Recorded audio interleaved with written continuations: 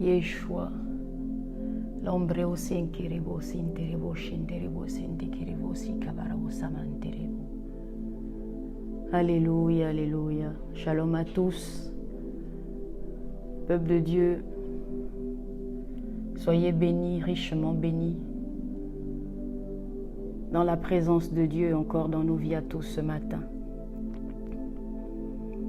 Il est le Dieu éternel de tout l'univers. Père, mon âme te loue de ce que tu m'as choisi pour annoncer la justice aux nations et apporter la bonne nouvelle jusqu'aux confins de la terre dans le nom de Jésus-Christ de Nazareth. Peuple de Dieu, ce matin, le thème, les attributs de Dieu. Nous allons ouvrir la parole de Dieu dans le psaume 139, versets 7 à 8. Je lis la parole de Dieu dans le nom de Jésus. Où irai-je loin de ton esprit? Et où fuirai-je loin de ta face? Si je monte aux cieux, tu y es. Si je couche au séjour des morts, t'y voilà. Que Dieu bénisse sa parole. Bien-aimés,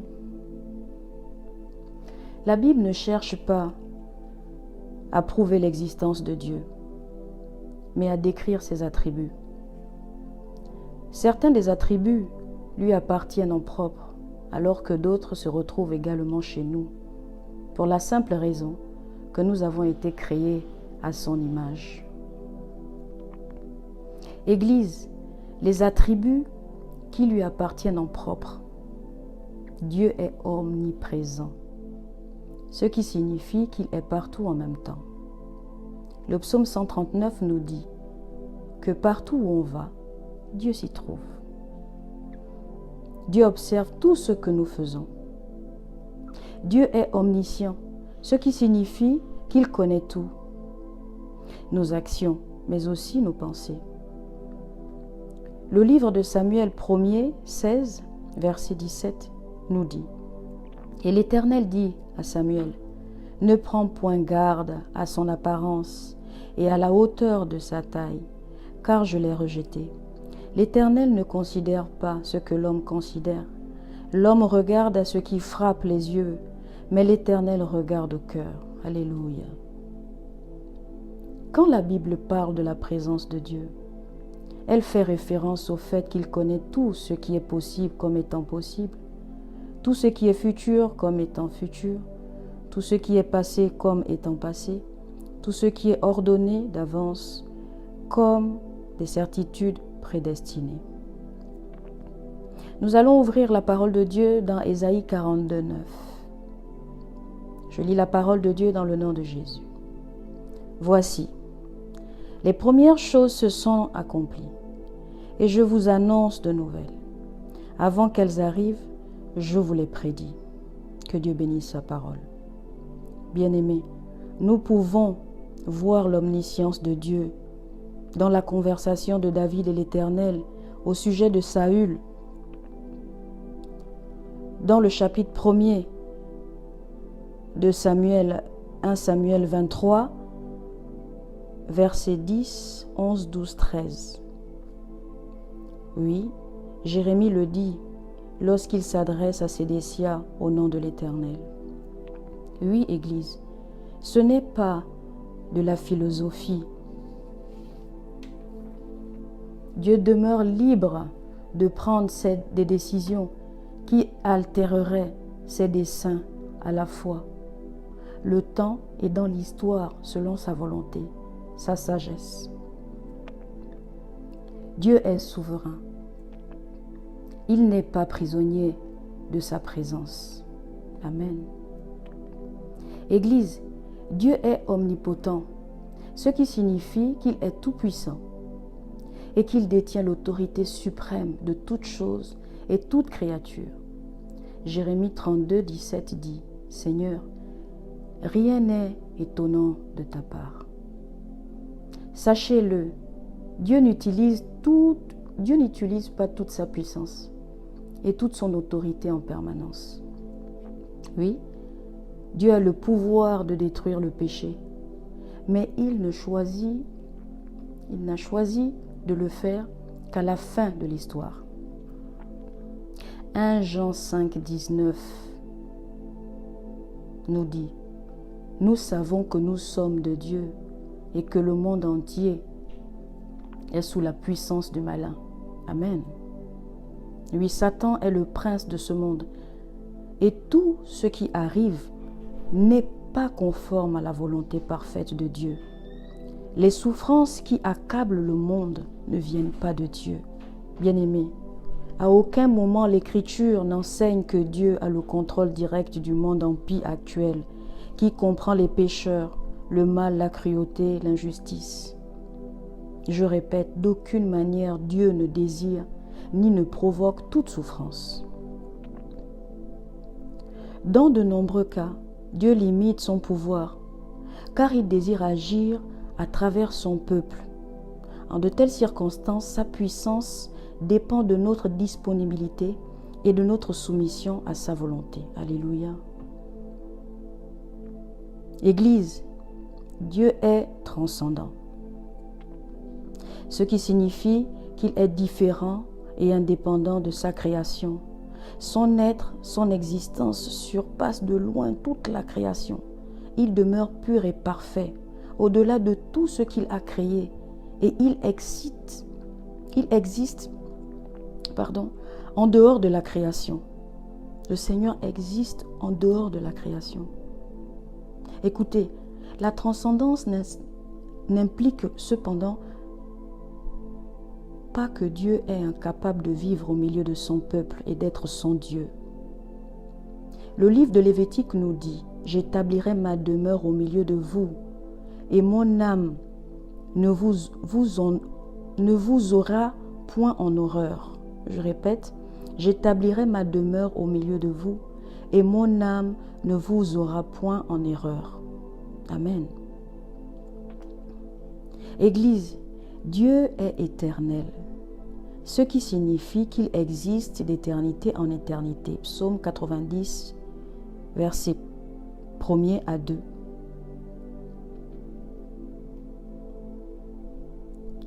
Il n'y a jamais eu de temps, de moment passé au futur où Dieu n'a pas existé. Bien-aimé, Dieu n'est pas limité par l'espace et le temps comme l'homme. Psaume 90, 4. Merci Seigneur. 1000 ans sont à tes yeux comme le jour d'hier quand il n'est plus, et comme une veille de la nuit. Alléluia. L'existence de Dieu n'a ni commencement ni fin. Bien-aimé, éternité en hébreu veut dire olam. Oui, Dieu ne transcende pas le temps, mais sa durée est sans fin. Oui, Dieu reconnaît le passé, le présent et l'avenir en tant que tel. Il est donc décrit comme étant « Je suis ».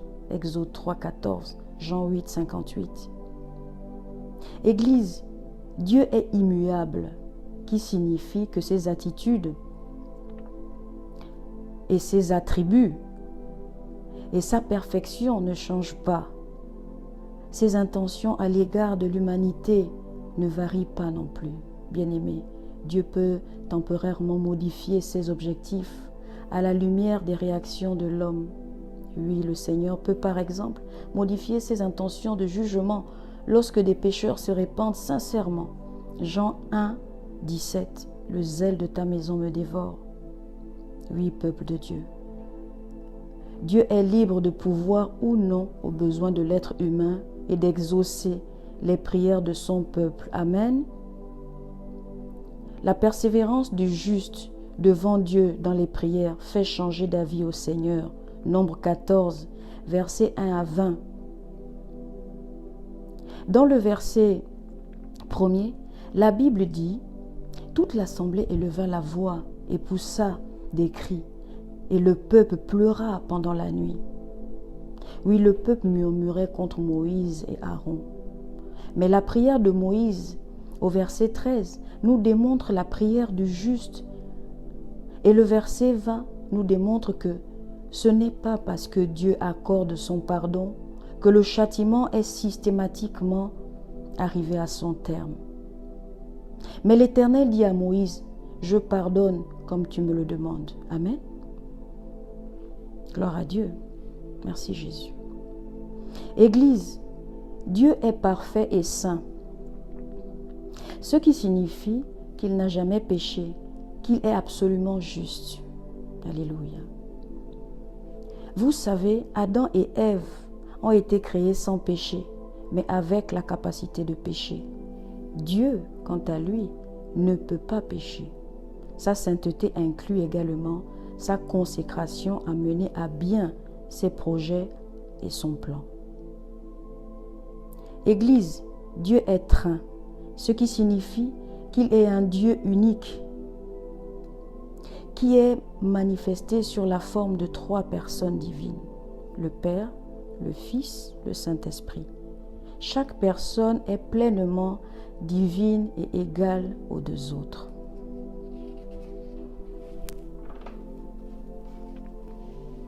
Un seul Dieu. Un seul Dieu, Église de Dieu. Nous avons un seul Dieu, unique.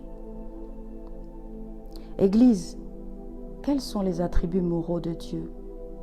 Les attributs du Dieu unique, oui, certains de ces attributs moraux sont similaires à certaines qualités humaines. Toutefois, ces attributs de Dieu existent en un degré incomparable à ceux des êtres humains. Bien-aimés, Dieu est l'homme en tout. Dieu est l'homme en tout de la capacité d'aimer. Aucun ne peut aimer comme Dieu le fait. Quelle grâce que nous avons. Nous devons en outre souligner le fait que notre capacité à exercer ces caractéristiques est liée au fait que nous avons été créés à son image. Gloire à Dieu. Oui, autrement dit, c'est nous qui sommes comme lui. Ce n'est pas lui qui est comme nous. Église, Dieu est bon. Le psaume 25 au verset 8. L'Éternel est bon et droit. C'est pourquoi il montre aux pécheurs la voie. Alléluia. Merci Seigneur pour ton amour inconditionnel. Tout ce que Dieu a créé est bon à l'origine. Nous pouvons donc dire que la création est un prolongement de sa propre nature. Il la soutient, et ce, pour le bien de toutes ses créatures. Il se souvient même aux besoins de ce qui vient sans le connaître, sans l'invoquer. Il subvient à leurs besoins. Oui, mais Dieu est particulièrement bon envers ceux qui l'invoquent en vérité. L'Éternel est près de tous ceux qui l'invoquent, avec sincérité. Amen. Bien-aimés, tous ceux qui invoquent Dieu avec sincérité peuvent être assurés qu'il est près d'eux, qu'il écoute leurs prières, qu'il leur vient en aide et qu'il les délivrera. Alléluia. Merci Jésus. Église, Dieu est amour. Ah, Seigneur, merci pour ton amour. Il nous aime d'un amour désintéressé qui englobe toute l'humanité pécheresse. Jean 3,16, Romains 5,8. La manifestation suprême de cet amour a été l'envoi de son Fils unique mort pour nos péchés. Oui, bien-aimés, la réconciliation à la croix par Jésus-Christ manifeste un amour particulier à Dieu envers nous. Église, Dieu est riche en miséricorde et en grâce. Le psaume 103, verset 8, nous dit « L'Éternel est miséricordieux et compatissant, lent à la colère et riche en bonté. » Alléluia. Amen. Bien-aimés, Dieu ne retranche ni ne détruit l'humanité comme méritait nos péchés. Mais il nous offre le pardon comme un don que nous pouvons recevoir par la foi en Jésus-Christ. Amen. Église, Dieu est compatissant. Oui, la parole de Dieu nous dit, mais toi, Seigneur, Tu es un Dieu miséricordieux et compatissant, lent à la colère, riche en bonté et en fidélité. Oui, compatissant, souffrir avec celui qui souffre et avoir le désir d'aider les autres.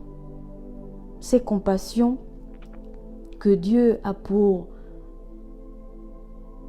pourvu au salut et au pardon de l'humanité. Le Seigneur Jésus-Christ, le Fils de Dieu, fait compassion. Amen. Merci Jésus. Église, Dieu est patient et lent à la colère. La parole déclare, dans le livre de Exode 34, 6, l'Éternel passa devant lui et s'écria, « L'Éternel, l'Éternel, Dieu miséricordieux et compatissant, lent à la colère, riche en bonté et en fidélité. » Et Yahweh. L'Éternel est un Dieu dont la compassion, la bonté, la miséricorde vont de pair avec la vérité, la sainteté et la justice. Alléluia. Dieu est miséricordieux et compatissant, montre qu'il ne punit les hommes qui s'obstinent à rejeter et mépriser son amour et sa patience. Oui, on peut le voir dans le jardin d'Éden également. Il fait preuve de patience à l'époque de Noé, pendant la construction de l'arche. Il manifeste encore sa patience envers l'humanité pécheresse aujourd'hui. Il ne juge ni ne détruit le monde présent, parce qu'il fait preuve de patience, donnant ainsi à tous l'occasion de parvenir au salut par la repentance. 2 Pierre 3, 9. Alléluia. Église, Dieu est vérité. Le psaume 31, 6. Je remets mon esprit entre tes mains. Tu me délivreras, l'Éternel Dieu de vérité. Alléluia. Bien-aimé, la prière qui exprime la détresse, le gémissement à cause des ennemis, la maladie, l'abandon de la mort de la part des amis.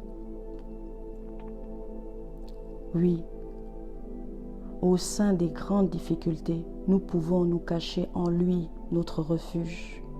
La parole de Dieu déclare que le nom de l'Éternel est un refuge pour celui qui l'invoque. Alléluia. Jésus lui-même a dit qu'il était la vérité. Jean 14, 6. L'Esprit est appelé l'Esprit de vérité. Jean 14, 17. Jean 5, 6, 8. Dieu est entièrement digne de confiance et vrai dans tout ce qu'il dit et fait. Sa parole est également décrite comme étant la vérité. Alléluia. Bien-aimés, à la lumière de ces faits, Dieu ne tolère ni le mensonge ni la fraude.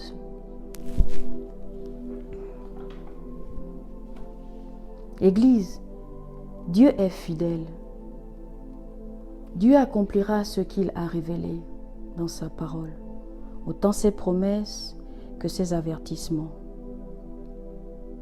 Bien-aimés, la fidélité de Dieu est une source de réconfort indicible pour les croyants. En revanche, pour tous ceux qui ne se repentent pas et qui refusent de croire au Seigneur Jésus, elle leur inspire une crainte effrayante du jugement. Le Seigneur, dans sa fidélité, nous dit dans le psaume 49, 7. Ainsi parle l'Éternel, le Rédempteur, le Saint d'Israël, à celui qu'on méprise, qui est en horreur au peuple. Écoutez. À l'esclave des puissants, des rois le verront, et ils se lèveront, des princes, et ils se prosterneront. À cause de l'Éternel, qui est fidèle, du Saint d'Israël, qui t'a choisi. Oui, le Seigneur nous parle de Jésus-Christ. C'est en Jésus que nous pouvons vivre l'élévation. C'est par Christ que nous pouvons vivre les attributs de Dieu. Que Dieu bénisse sa parole. Amen. Église, Dieu est juste, peuple de Dieu. Dieu est le défenseur de l'ordre moral de l'univers. Il fait preuve de droiture dans sa façon de traiter l'humanité. Oui, la détermination de Dieu à punir le pécheur de mort découle de sa justice. Notre Dieu éprouve de la colère à l'égard du péché à cause de son amour et sa justice. Il manifeste sa colère contre toute forme de méchanceté. Bien-aimés, en particulier l'idolâtrie, l'incrédulité contre l'injustice que l'on fait subir aux autres. Jésus-Christ, qui est appelé le juste, aime la justice et hait le mal. Oui, la justice de Dieu ne s'oppose pas à son amour. Dieu a envoyé le Christ pour satisfaire sa justice dans ce monde, comme don de son amour et comme sacrifice de substitution pour nos péchés, afin de nous réconcilier avec lui. 2 Corinthiens 5, versets 18 à 21. Merci Seigneur pour ce partage. Oui, Saint-Esprit, tout de toi, rien de moi. Je prie ce matin, Église, que l'Esprit de Dieu se révèle encore sur toutes les nations, au nom de Jésus, sous la terre, sur la terre, dans les eaux, dans les profondeurs, dans l'air, dans l'espace, au nom de Jésus. Que la vérité soit dans le nom de Jésus. Oui, Église, Dieu est un don en Jésus-Christ. Si nous voulons bien comprendre la personnalité de Dieu, nous devons regarder à Christ, car en lui habite toute la plénitude de la divinité. Oui, Saint-Esprit, c'est dans le nom de Jésus, Seigneur, que je prie ce matin. Alléluia.